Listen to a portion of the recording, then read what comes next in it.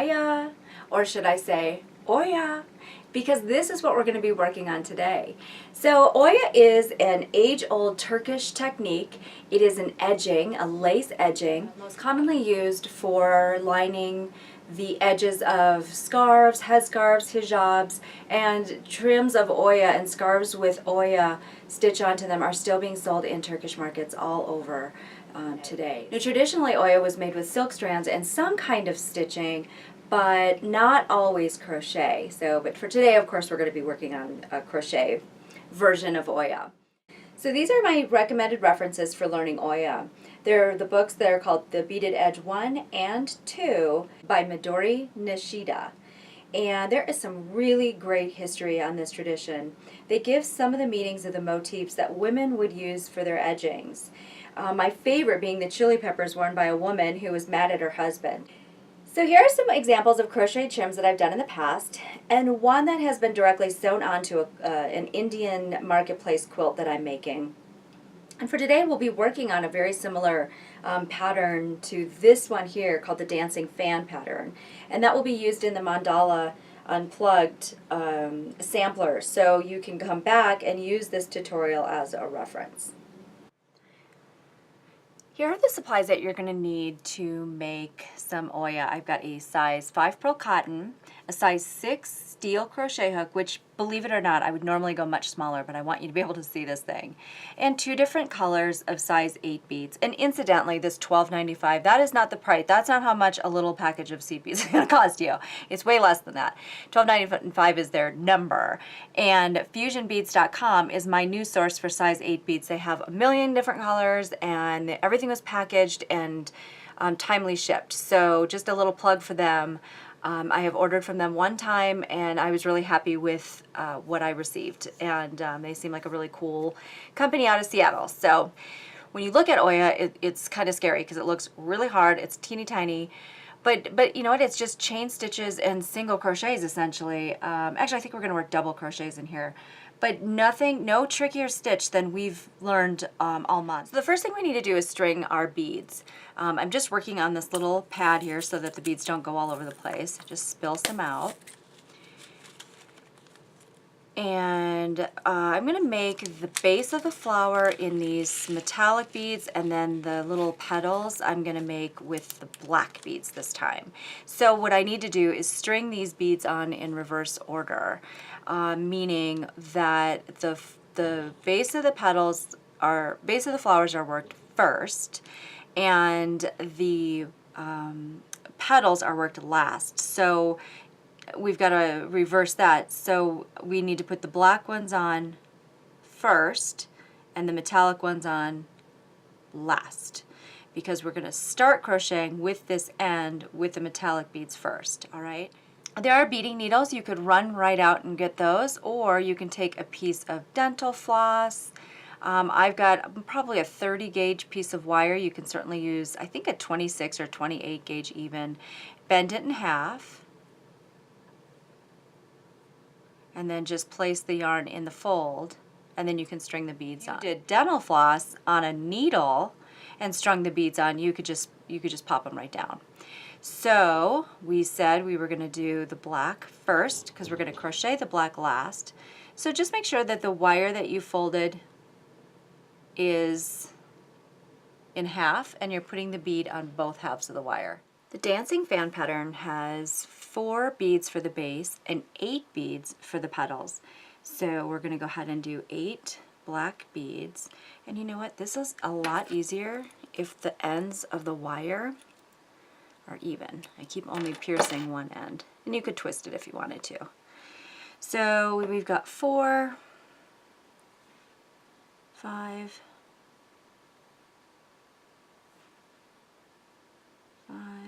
6, 7, 8.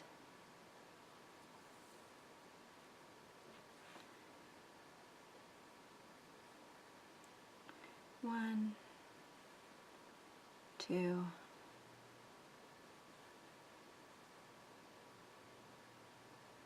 3, 4.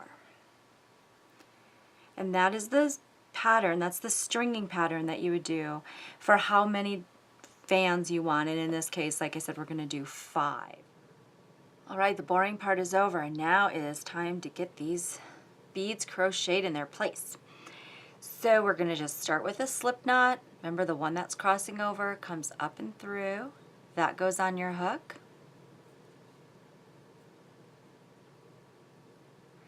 You're going to start this by chaining 6. 1, 2, 3, 4, 5, 6. Pull 4 beads up, and then you chain 1 to lock those beads in place. And they'll kind of end up looking like a little quad of stitches. And then make 6 more chain stitches.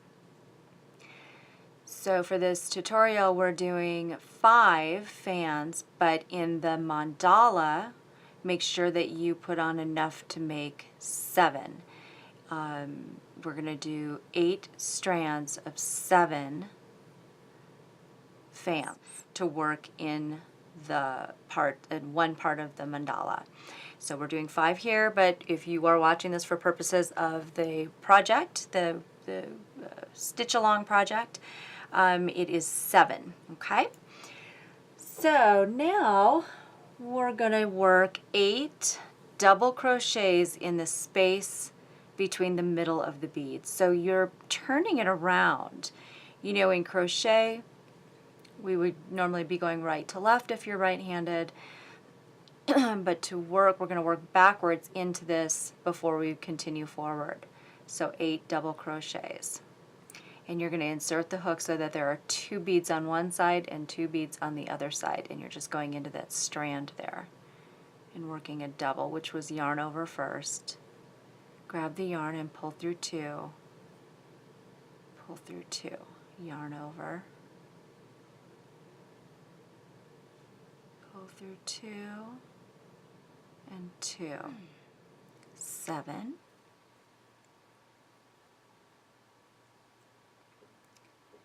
And 8. And then to count those, just count your vertical bars. 1, 2, 3, 4, 5, 6, 7, 8. Slip stitch in that very first chain. And now once we do that, we'll have symmetry.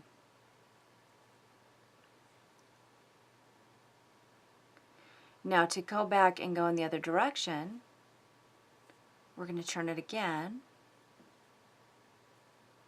and we're going to work 1 bead, which means pull up a bead all the way to the hook,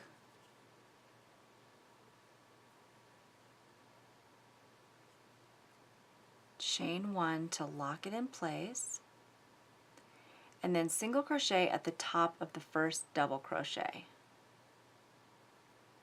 And you're going to continue that all the way across the top of this fan. So normally what I'll do is I'll have all of the beads that I need to continue that fan right here. And that's after that loop on my pinky. And then I'll just, as I need a bead, I just take my thumb and I push it up to the hook. Chain 1 to lock it in place. Single crochet at the top of the fan.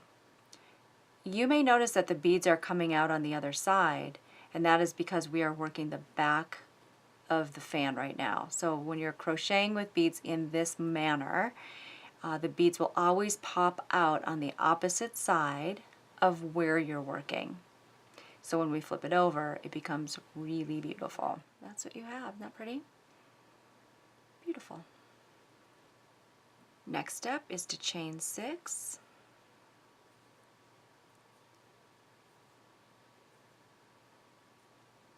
Take those 4, all 4 of them up, close them with a slip stitch to join, chain 6,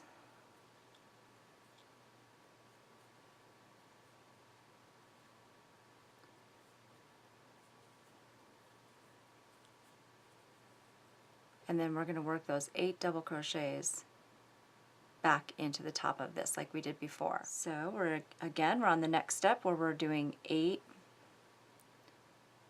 double crochets into the top of the quad of stitches, making sure that 2 beads are on one side, 2 beads are on the other side of where we're working our double crochets into. So you can imagine that the little strand in between those beads gets really stretched out. But in this case it's okay because we're filling it with double crochets. So after this step, it was single crochet in the first chain.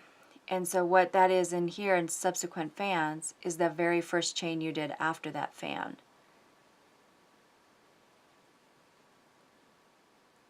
All right, and then we're going to turn it around, bring all 8 beads up, just so that they're available, and then slide one up at a time with your thumb.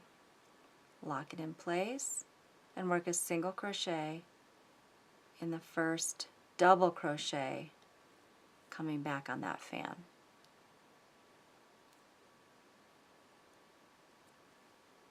Bring up a bead, lock it in place with a chain 1, single crochet. But here's what our dancing fans look like. Bigger than the ones that are attached to that quilt because again I'm using a little bit of a bigger hook. But you can see it's very simple and very fast once you get the beads strung on. The beads take a little bit of time, but once those are on, you can just take it and go. And it's a great little project. Up next, that tricky little bullion stitch. I'm going to show you my little cheaty way to make it, and hopefully that'll make it easier for you. This is a fast little extra that I wanted to show you that the bullion stitch really isn't as hard as it could be. Here it is on that bag that I showed a couple videos prior. It really does make such a cool texture. My favorite resources for freeform crochet are books that are from Prudence Mapstone. So these two are incredible books. Unfortunately, they're out of print, but I think that you can get them if you search Amazon. And you know, they always have those used books by other sellers. So hopefully you can jump on and grab something from Prudence Mapstone.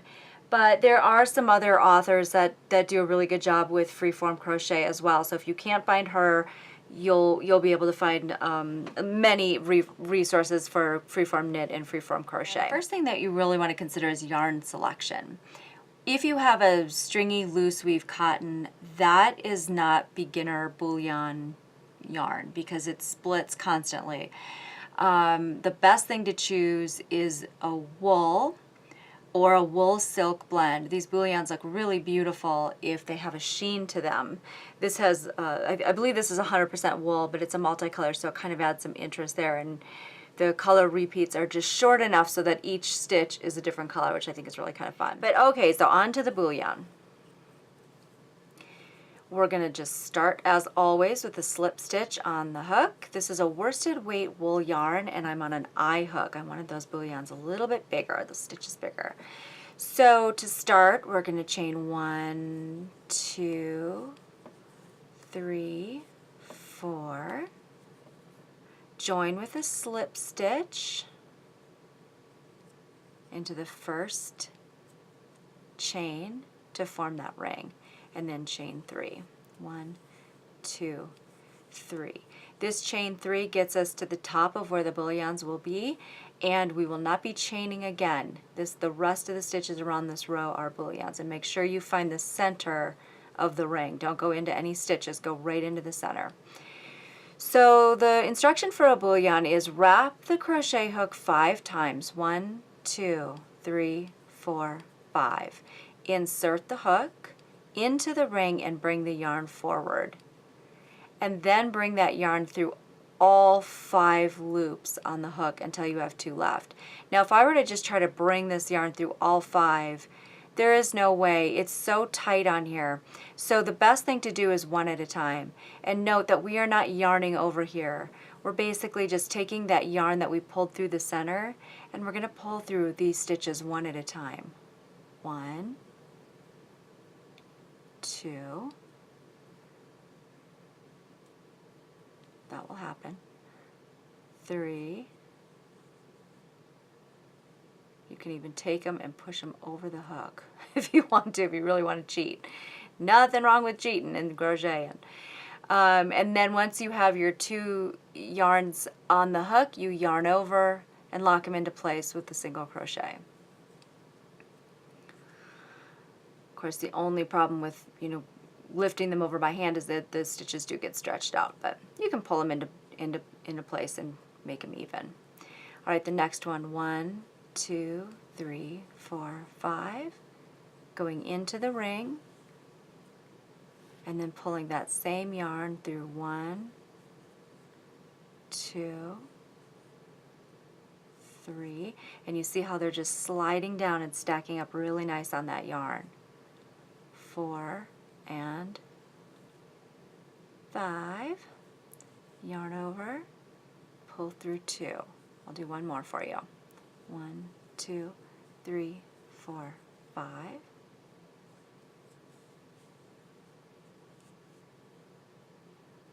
1, 2, 3,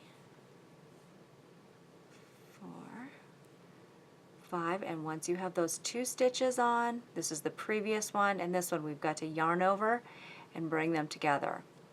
And so you're going to continue making those high 5 wrap stitches all the way around the circle until you come back to this edge. Okay, I've got 10 stitches coming out of here. You could certainly pack more in. 10 is enough to cover this circle, so all you're going to do is slip stitch to the top of that first bullion stitch, and then you pull your tail just to pull everything real tight. And then you've got this great little stitch that now you can either put in the center of a flower, whether it's a fabric flower or a crocheted flower. You got 2 you can make those into little earmuffs or wheels or whatever. It really adds so much texture and dimension. So they're worth knowing how to do. I thought I would just kind of give that because I knew this tutorial was going to be pretty short. And then there's the Oya. And I'm sitting here looking at this thinking, gosh, wouldn't it be fun to do a bullion to sort of coordinate with that Oya, and then the Oya could be the petals. And that's something to play around with, and I would have never even really come up with that idea had I not done these 2 things in the video. So it just goes to show that it's always important to just get in your studio and play, even if you don't know exactly what to make or what to do.